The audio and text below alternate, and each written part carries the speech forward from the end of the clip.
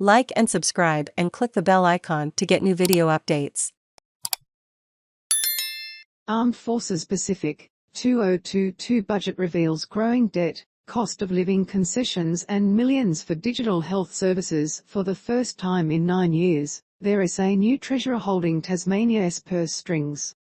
$150 million for digital health, $538 million for housing and homelessness initiatives and $305 million in cost of living concessions. Michael Ferguson has unveiled the priorities, problems and prices facing Tasmania's $8.3 billion budget less than 2 months after taking the reins from former Premier and Treasurer Peter Gutwein.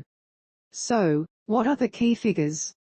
Well, economic growth is predicted to remain strong over the next few years, and revenue has been growing too. But next financial year there is an expected deficit of $474.6 million. The government says that will turn into modest surpluses for the next few years after that.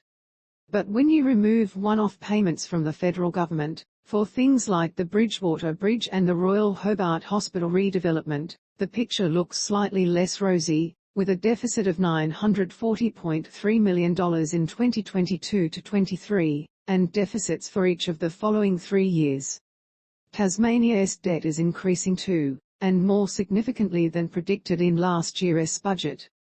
Net debt is expected to double in just 1 year to almost $3 billion by June 2023 and then rise again to more than $5 billion in 2026. The unemployment rate is expected to stay at 4.5%. Where is the money coming from, and where is it going?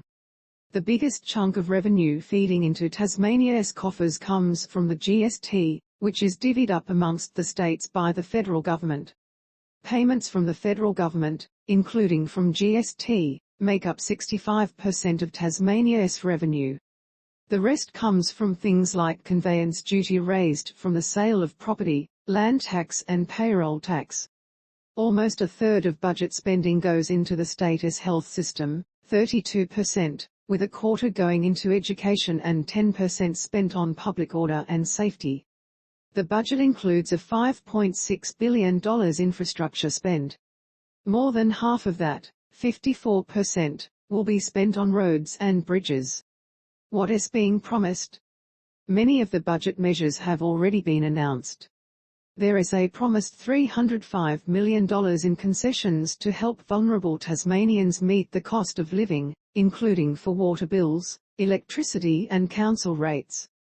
The government is also committing to what it calls the most comprehensive and ambitious affordable housing strategy in Tasmania's history. That strategy sees $538 million being invested into social and affordable housing and homelessness initiatives over 4 years, more than $200 million of that next year alone. The government has promised to build 10,000 new homes over the next decade.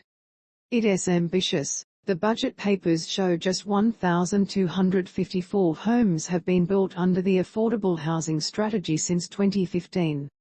A big overhaul is also on the way to transform Tasmania's health services. There is $150 million for what the government calls a game-changing investment into digital health to improve access to care. After the coronavirus pandemic forced a big shift into online learning, there is $4 million for more laptops and tablets for students. There is a GST storm cloud on the horizon. The budget outlines what the government expects money to be spent on but relies on forecasts to decide how things might look over the next few years. Read more. That means plenty of things could change. The budget papers say there is a risk Tasmania will end up getting too little of the federal GST share in a few years' time, when a no worse off guarantee on how the money is split up between the states runs out.